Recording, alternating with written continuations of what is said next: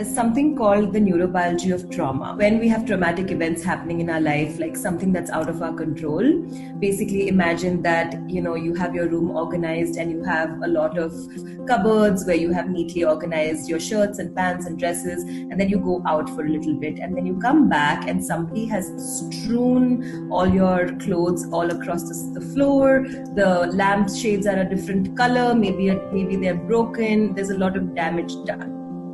That is typically what happens in the brain when a trauma happens, because we feel kind of out of control around the way that we had organized our own system. When trauma happens, we feel this sense of like disorganization and chaos in our emotional body, in our mental body, in our spiritual body, in all different kinds of realms of our life.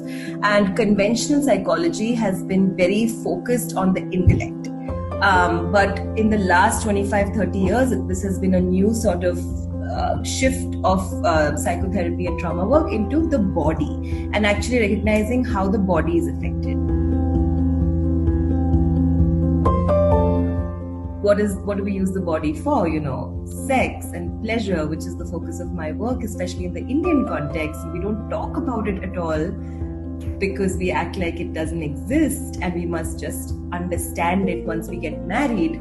But the reality is that before we get into marriage, there are so many things that change in our body as well. And then with a partner, those changes also happen, When there's trauma, there's already like sort of a disorganized way of making sense of the world. And then you have another person coming in and sort of touching your core points, in sexuality. And that can get very, very upsetting and triggering. We really work with the core depth of what the root cause is. What happened at 6, what happened at 12, what is happening now at 32, when you're married and living with your partner and you don't know why you're crying each time you're having sex. Inner work is a very diverse field. There are spiritual aspects of it. Some people are religious and they use religion to meet that need. Sure. Some people are more intellectual and they use books and writing and journaling. Some people are more like relational and they like to talk to people about it.